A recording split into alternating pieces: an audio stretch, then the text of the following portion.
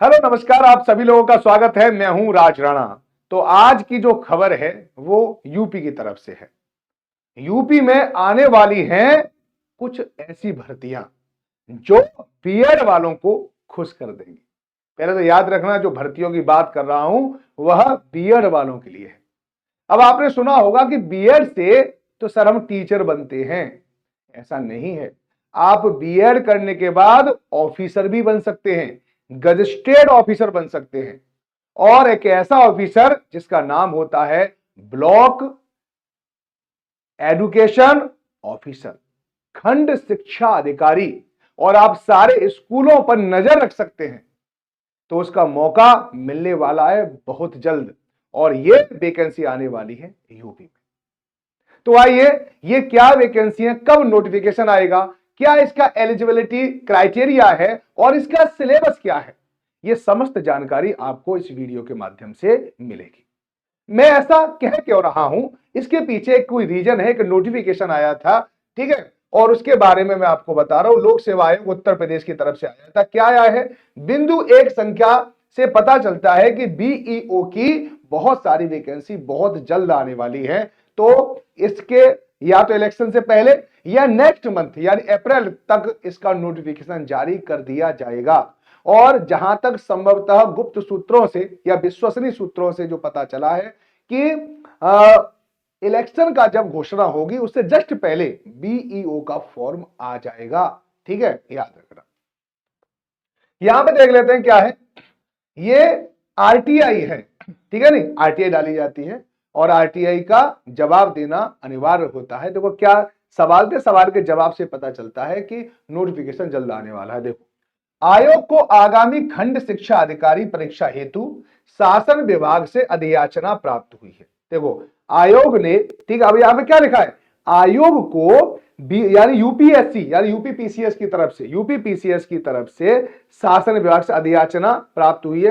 अधियाचना में प्राप्त विसंगतियों के संबंध में शासन विभाग से पत्राचार किया जा रहा है। विसंगतियों के निराकरण के बाद विज्ञापन यथा समय आयोग की वेबसाइट पर जारी किया जाएगा।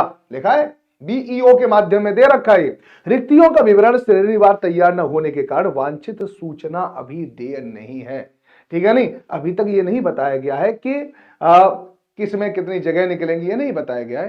कि हाँ, ये पता है कि आयोग से कहा गया है कि आप तैयार रहें बीईओ की, ठीक है, बीओ की परीक्षा करवाने के लिए। तो अधियाचना इनके पास आ चुकी है। कुछ विसंगतियां होती हैं, उनको दूर करके और टोटल वैकेंसी पता करके कितनी वैकेंसी आएंगी, उसके बाद कितना इसमें रिजर्वेशन होता है, क्या होगा, उसके बाद नोटिफिकेशन जल्द ही रिलीज किया जाएगा। आरटीआई में ये लोक सेवा आयोग इसका जवाब दे रहा है, बात याद, ठीक है, नहीं।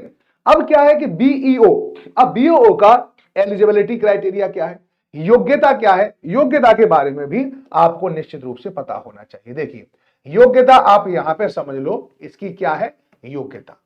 अब योग्यताओं में आपको क्या याद रखना है कि इसके लिए आपके पास ग्रेजुएशन होना चाहिए, यानी आपके पास क्या होना, स्नातक होना चाहिए। स्नातक के अलावा आपके पास बीएड अनिवार्य रूप से कंपलसरी है। इसे केवल और केवल बीएड करने वाले ही फॉर्म को भर पाएंगे। इसलिए आप उस बहुत सारे कंपटीशन से बचे रहेंगे जो यूपीपीसीएस में हर कोई फॉर्म भरता है। ठीक है, तो आपके लिए काफी ज्यादा महत्वपूर्ण है जिन्होंने बीएड की है और बीएड के बाद वो ऑफिसर बनना चाहते हैं, पीसीएस लेवल का ऑफिसर बनना चाहते हैं। तो आप यहां पे सोच सकते हैं, ऑफिसर बनने का मौका है। अब ऑफिसर बनोगे तो आपको थोड़ा सा एफर्ट ज्यादा करना पड़ेगा। इसके सिलेबस को थोड़ा सा अच्छी तरह से समझ लें कि क्या क्या इसके सिलेबस में आता है। तो आइए आपको इसके सिलेबस के बारे में भी मैं थोड़ा सा बता दूं, यहां से पता कर सकते हैं। तो इसमें क्या है कि दो चरण इसमें होंगे, एक तो प्री होगा, एक मेंस होगा, है ना। तो पहले जो प्री होगा, प्री के बारे में बता रहा हूं, वहां पर 120 क्वेश्चन होंगे, 300 नंबर के होंगे, एक प्रश्न 2.5 नंबर का होगा, है ना। और यहां पर एमसीक्यू वाइज होगा ये, यानी ऑब्जेक्टिव टाइप होगा, यानी 4 विकल्प पूछे जाते हैं। यूपी में हमेशा 5 नहीं पूछे जाते बिहार की तरफ। तो यहां पर जनरल साइंस से क्वेश्चन होंगे, ठीक है, और इतिहास से प्रश्न होंगे, इंडियन नेशनल मूवमेंट से प्रश्न होंगे, इंडियन पॉलिटी से, इकोनॉमी से, कल्चर से, इंडियन एग्रीकल्चर से, कॉमर्स ट्रेड से, पॉपुलेशन इकोलॉजी एंड अर्बनाइजेशन से, वर्ल्ड ज्योग्राफी है, इंडियन ज्योग्राफी है, नेचुरल रिसोर्स है, current national international important event है, general intelligence including logic reasoning. तो यहां पर थोड़ी सी लॉजिक और रीजनिंग भी आती है। Specific knowledge regarding education. अब एजुकेशन के संबंध में कुछ स्पेशल नॉलेज जो होती है, जैसे एजुकेशन जो आयोग वगैरह हैं, इनसे रिलेटेड भी आपसे प्रश्न पूछे जाएंगे। Culture, agriculture, industry, trade, living and social tradition of the Uttar Pradesh. Uttar Pradesh से भी प्रश्न आएंगे। उत्तर प्रदेश का ट्रेडिशन, उत्तर प्रदेश का कल्चर, उत्तर प्रदेश की जो लिविंग और सोशल ट्रेडिशन है, उत्तर प्रदेश की ट्रेड है, उद्योग है, उनके बारे में।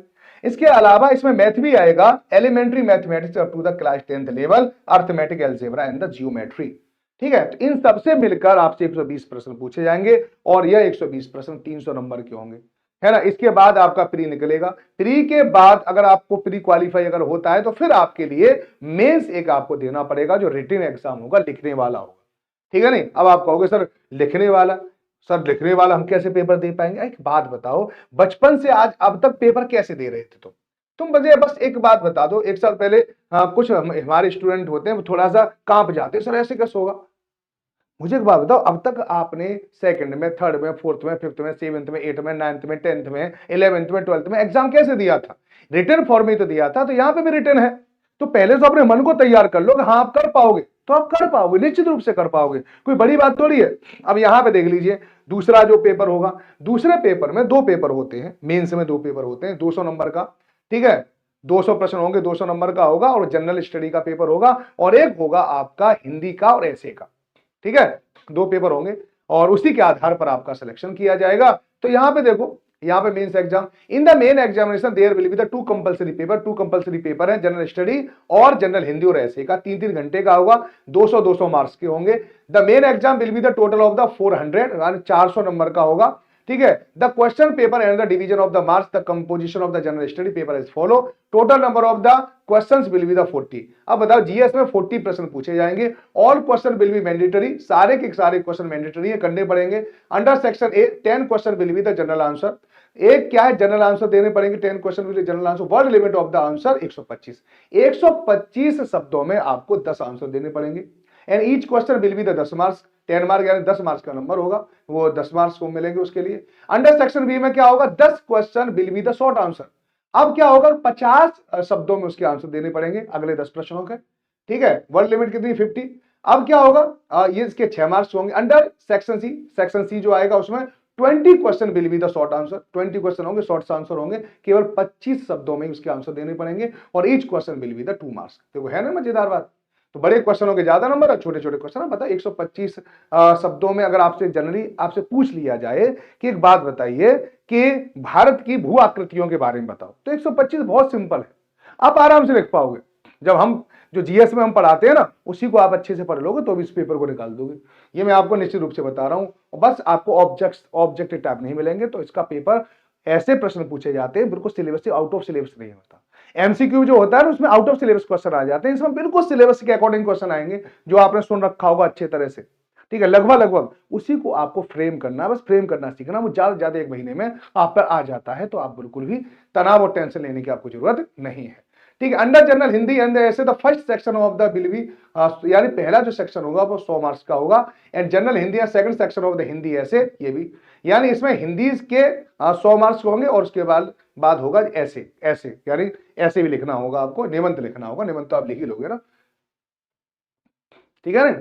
अब हिंदी, ये पूरा पूरा पेपर है ना, ये वाला, ये पूरा यही है जीएस वाला है। जो जीएस है ना, उसमें इसी यही पूछा जाएगा, और कुछ ज्यादा आपसे नहीं पूछा जाएगा। यहाँ पे देखो, हिंदी में क्या क्या आएगा, अपठित गद्यांश आएगा, वही जो कॉम्प्रिहेंशन आता है वो आएगा इसमें। ठीक है, इसके अलावा शासकीय या पत्र लिखने के लिए आएगा, पत्र लिखना।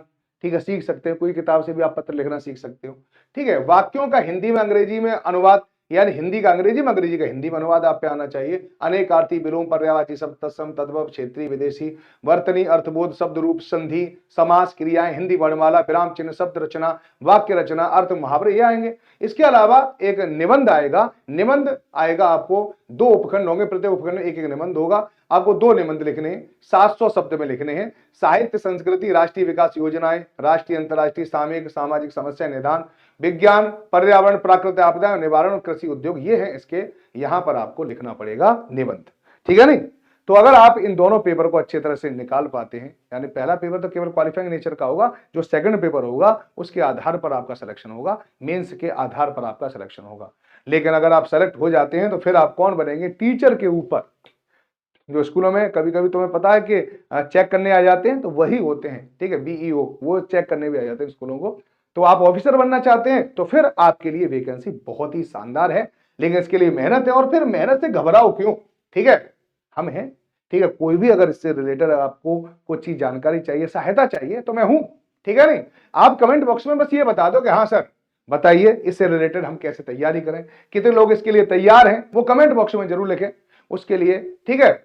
और मैं आप लोगों का बिल्कुल साथ दूंगा, क्योंकि मैंने पता है यूपीपीसीएस का जो प्री है, मेंस है, कई बार निकाला बी, जो यूपी का जो बी वो है वो भी कई बार, ठीक है, मैं उसमें सेलेक्ट भी हुआ, ठीक है। सेलेक्ट का मतलब होता है कि प्री और मेंस भी निकाले, लेकिन पता है मुझे क्योंकि नौकरी वगैरह, क्योंकि ये मत सोचना कि सर आपने जब ये पेपर निकाल दिया आपने नौकरी क्यों नहीं ली, है ना तो ऐसी बात नहीं है। चलिए, तो बस आपको ये याद रखना है कि आप अच्छे से तैयारी करें, और तैयारी में अगर आपको कोई प्रॉब्लम हो रही है तो आप मुझसे बेझिझक पूछ सकते हैं। धन्यवाद।